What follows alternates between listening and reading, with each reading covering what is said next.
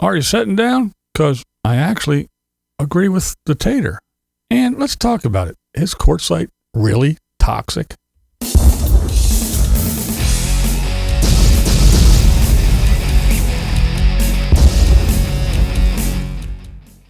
What's up, everybody? I hope you're having a fine weekend. The last weekend before Christmas. It's crazy out there. We were out for a little bit, but yeah. All right. Well, anyway, let's start with the Bob. Actually, over on Cheap RV Living is Marie, RV camper, our friend Marie. She had her interview and a little rig tour with the Bob. Well, not the Bob, one of Bob's people, but still, she's on the Bob's channel. A good exposure for our friend Marie, an RV camper. So I'll leave a link below. Go down when you're done here, and go over and check out the little tour of Marie's stuff over on the Bob. All right, the got out guy. Yeah, got out. He was approached by a ranger, and he had kind of like a little preconceived notion of what the Rangers were about and what they did. But, they were just kind of reminding him of the 14-day rule, and you have to move 25 miles, and then you can do another 14 days or anything. But he was getting ready to leave anyway. But he said that he wasn't really concerned about that. It was just more of a reminder. He was more looking for trash and to make sure that nobody was dumping their tanks. People leaving a mess behind. I kind of thought Rangers were more interested in like giving people tickets and kind of harassing people that aren't following every single rule or whatever. But he seemed really concerned with people that he's like, oh yeah, I catch people dumping their tanks and leaving trash behind. And then he was telling me about all the people that come out and clean up these areas. So we see people on here that actually do take their time and their resources and go out and clean up. A lot of the nomads, we always hear them say they try to leave it cleaner than what they found it. However, the thing is that if this gentleman runs into a ranger and his main concern seems to be that people are dumping their tanks and trash, that means it's a problem, right? What, you agree? Tell me in the comments below. Do you agree? Do you agree that if that's his main concern, that it has to be a problem? It's not just it happens sometimes, like a lot of the nomads would lead you to believe. And it's not the locals, like all the nomads, they want to lead you to believe that too. That's not them. They're great people. It's all the locals. So what they want you to believe is that this sleepy little town that does nothing all summer long, nobody goes out in the desert, nobody does anything. All these locals, they just lay around and sleep all summer long. Because let's face it, when this time of year comes and it starts filling up, don't you think the locals are a little bit busy? That's when they're all out peddling their wares and running their stores and running their little dump stations and their ice places and their water stations and their car washes, and they're doing all their things, and they're getting ready for the big tent, and they're probably pretty busy. They probably don't have a whole lot of time once all that stuff happens and the RTR's in town. So yeah, right around the holidays here this time, and definitely after the new year, that place just explodes. So I'm sure, again, the locals in the little sleepy little town, they probably don't have a whole lot to do over the summertime. So even though it's really hot, they live there. They're used to it. What do you think that's when they're out playing and doing things? Because again, don't you think they're just a little bit busy to be running around out in the desert, dumping their tanks all over the place, making a mess and throwing their trash? So again, if the Rangers have issue with people dumping their tanks, that's right, the wheeled wonders, the free, cheap, and easy, the people that are holier than thou, better than you and me because they don't live in a stupid house, yeah, they're not breaking camp and going when they're out there boondocking and going into town to dumping their stuff. They're cracking them fucking levers and they're dumping it because them Rangers, yeah, they ain't worried about you staying longer than 14 days. That's just a reminder while they're making sure that you're not dumping your shit in the middle of the desert. So stop it. All of you guys, stop it. And again, yes, there are those who go in and they leave it cleaner than they found it. But yeah, it's not all rainbows and sunshines like they would like us to believe. Now, kind of along the same lines, Debra Dickinson, she did a stream and she was talking about Quartzsite and is it dangerous? Is it toxic? And she shares some data and stats. She says there's a difference between data and stats. But anyway, she goes over some things, and it's, to me, look, it's like any other place, right? If you go to a city, a town, or whatever, and you're there long enough, you know that, yeah, if you want to go out at night and you want to go have a good time, you go here and you go there and you go do this. And during the day, you can go over here and go there. But other areas, once the sun goes down, you don't want to go over there. And you definitely don't want to go over there, especially after dark. And I don't care what anybody says, Quartzsite is exactly the same as any other city. Yeah, city. I say it all the time. It's a neighborhood just like any other neighborhood. It's just different in the type of setup it is. But there's places that, yeah, if you go out here and you just camp and you mind your own business and you're with a couple other folks, everything's A-OK, and you just have a dandy old time. But, yes, but there are those places, just like when you're in the city and you're doing your little thing, you don't want to go over there because that's where they are.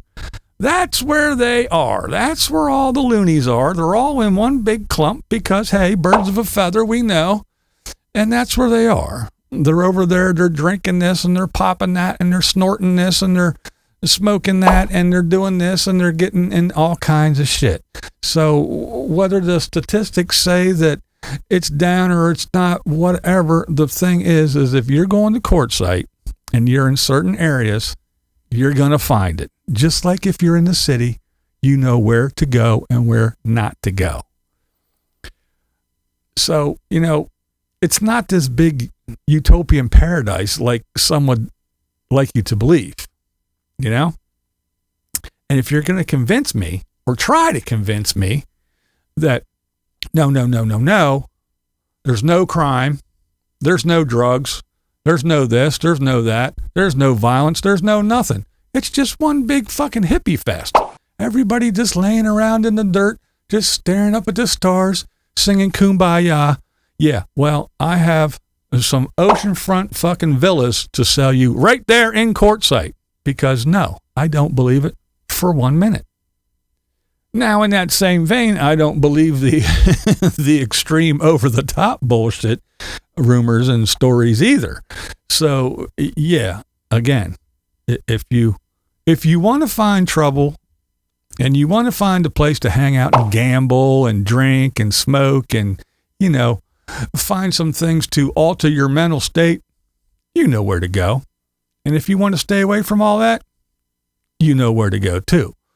But, yeah, Debra, she says, yeah, it's kind of the same rumors and she would like you to start new ones. I finish here in a little bit. So, and it's always these three, the crime, the drugs. Oh my God, Quartzsite's just overridden with it. Well, I'm going to show you how that's not true. And there's kidnapping and sex trafficking going on out in the LTVA and the BLM and the state trust land, and everybody be really careful and watch out for this truck and this van. And it never is true. At least in the 11 years I've been here, it hadn't been true. But man, does that rumor always get going. And then the third one is, oh my God, the cartel is coming up and they're doing recruitment. You know, y'all be careful. The cartel is here. Not once, not a single freaking time. Just. Well, I agree with the last two, but yeah, the drugs and the other stuff. Yeah, it's there. But she's a smart lady. She probably doesn't go and hang out near the places where it's all at.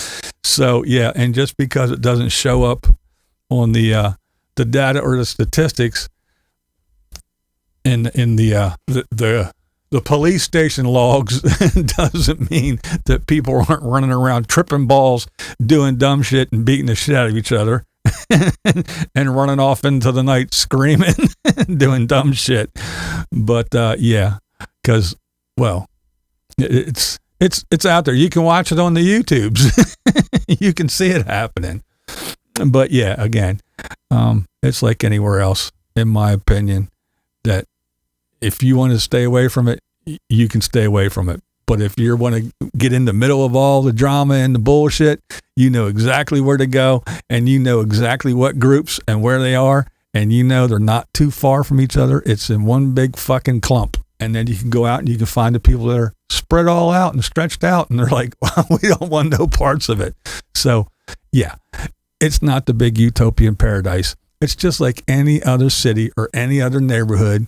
You got your fucking shitholes, you got your okay places, you got your big times. Yeah, it's all there. I told you before. You got your $1 million Class A's, and you got your car that costs $500, and they're all living in the same big area, but they're spread out just like anywhere else. So yeah, let's get into the tater thing. And yeah, I agree with the tater. So Nomadic Fanatic, yeah, we know who he is. You see that little check mark?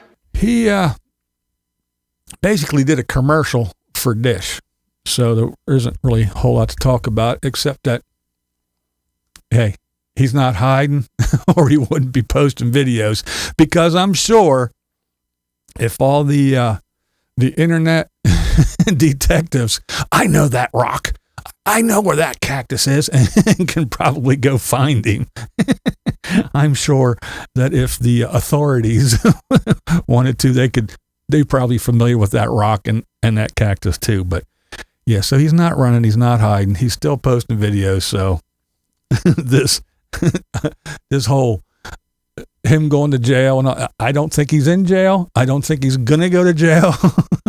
I think something happened, but it's not all big blown over the top shit. But anyway, so the tater did a commercial for the Dish, because he was talking about before he got rid of a bunch of streaming services because this shit got expensive. And that's what I agree with. It's totally true. Streaming services, I know, nobody watches TV anymore. It's all on the internet. It's TV. You're watching fucking TV, whether you're watching old Gunsmoke fucking reruns or Murder, She Wrote, or you're watching new stuff. If you're sitting back watching, whatever you're watching, even if you're watching YouTube shit and watching what YouTube has to do, you're paying for a streaming service. And it all started way back when, and you're like, yeah, cut the cord, get rid of the cable, do this, cut the cord. Everybody was cutting the cord. I don't watch TV anymore. Yes, you do. You're lying. You can say it all you want. You're lying. But you're watching TV, but now you're streaming because you cut the cord. So you pay for internet. And you get one or two little streaming services, you know? And it used to be that you could see everything you wanted. Netflix and Hulu. That's all you needed. Really. You didn't need HBO and all that other shit. Netflix and Hulu. They compiled all kinds of shit. They grabbed stuff. They made their own stuff, but they got stuff from NBC and ABC and CBS and Fox, and they got everything from all over the place, and they did their little things, and then they paid, and that's what your money was going to for advertisement and to pay these folks to acquire their programming. And then you'd start out and you get a little thing and it'd say, hey, it's $10, and $10 for this. This ain't bad. My internet, $10 for this one. Oh, this one's $11. Okay, so I'm in, a little over $20. Better than my cable used to be. It's better than my internet used to be. And then all of a sudden you get the little notice that says, we're going to raise your bill. And you're like, well, what's $1 or $2, whatever. And then the next thing you know, a couple years go by and because it just comes out. You don't even bother with it. It happens every month, and you just watch and watch and watch. And then all of a sudden you look and, what do you mean it's $17.56 or whatever it is? It was just $10. I got the little notice that was going up to $11.50. Now it's 17 something. Now it's $18. The other one's fucking $20. The other one's this. The other one's that.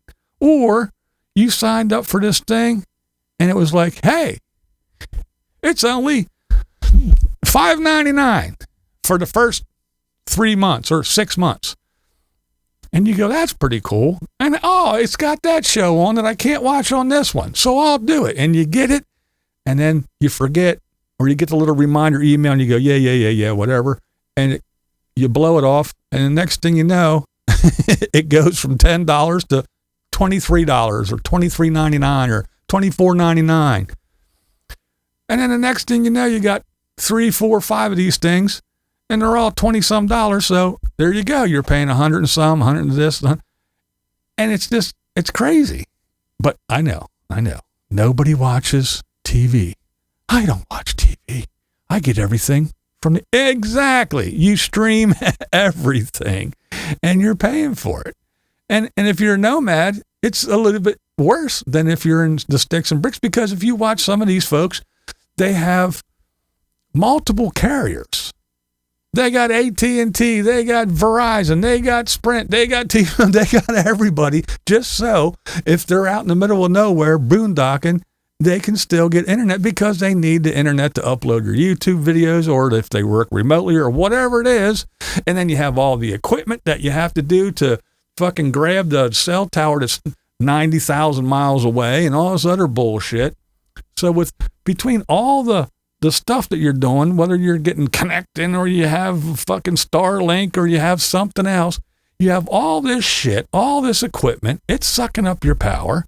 You're getting all your mobile carriers so you can have internet, and then I'm paying this much for YouTube fucking premium so I don't have to watch ads and I can watch this. Now I got to have my Netflix.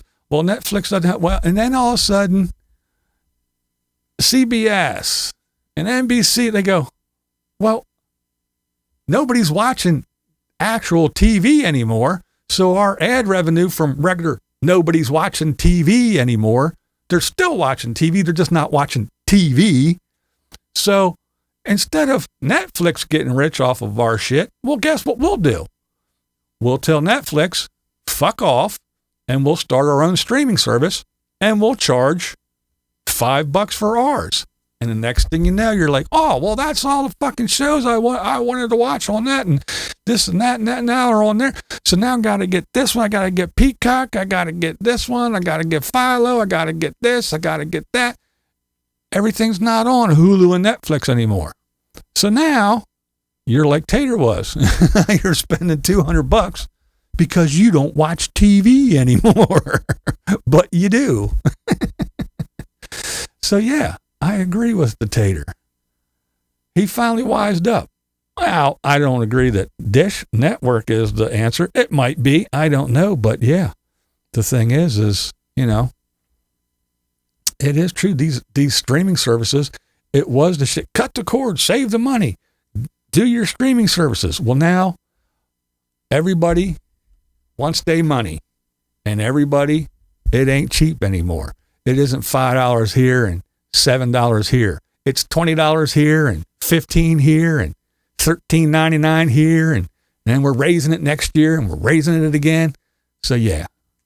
And don't forget to stream. You need internet. And how much is your internet a month? So yeah. It's getting ridiculous for all you people who don't watch TV, who still watch TV. Yeah. You know how Tater has those little blinky winky eyes in the front of the bus? Well, I just watched a video about them, and it was kind of interesting. And it's not just that, it's other things that Tater has, stuck all over the windshield, the 17 cameras that are everywhere, the cats laying up on the dashboard, the blinking eyes up on the thing. It's not even if they're on. And then he pulled that curtain across and all other bullshit. And not having a window, since Tater likes all this stuff about there's no laws here and there saying this and that. Well, I seen this guy from the DOT, that's right, the Department of Transportation, and he's talking all about, it started with those eyes. because the truckers have them things too. And, well, here, what does this young man have to say? A lot of truckers out there believe that, hey, if it's inside the cab, then DOT can't do anything and DOT can't say anything. Now, that right there couldn't be further from the truth. It's completely false. Under federal regulation, commercial vehicles are required to maintain an unobstructed and distraction-free view through the windshield. Anything mounted on or near the windshield that attracts attention, emits crazy colored lighting, reflects onto glass, interferes with forward visibility, can be considered unsafe equipment, even if it's not specifically named. If you've learned... And yes, I know he did say commercial vehicles and all other shit, and Tater's RV isn't a commercial vehicle. But still, when you have a big giant turquoise bus and it has things hanging here and stuck on the windshield and cats strewn across and everything, and you have several different things blocking your view, yeah, I don't think it's going to matter much if you're a commercial vehicle or not. I think they're going to take notice, and I think you're going to get pulled over. And this doesn't just go for Tater. There's lots of other folks I see that have things, but Tater came to mind because, again, he has cats laying up there that distract his vision. It might not be blocking, but it is a distraction. And then when he was like, well, there's no law saying you have to have, yeah, you have to have vision. You have to have a clear vision and not obstructed. So if there's a door in the way, yeah, that's obstructed. And if there's 10 cats laying on your dashboard, yeah, that's a little bit distracting. And if you pull a curtain across the front of you, even if it doesn't hang the whole way down, that's obstructed. And you got a camera here and a camera here and a curtain here and a cat there, and then the little blinking eye thing down there, even though it's not on, it's still there. It's still a distraction. It's still an obstruction. So I just thought that was interesting. And I thought I wanted to share that, yeah, again, I know it's for commercial stuff, but people think they can just do whatever because they live in their vehicle. And this is my home, so I can do this, even though your registration says it's a vehicle. Your title says it's a vehicle. Your insurance even says it's a vehicle. But just because you call it your house doesn't really mean that it is. But hey, again, you know how we do here. That's my opinion! This is BlindViews, and that's the way I see it. What we do here is go back.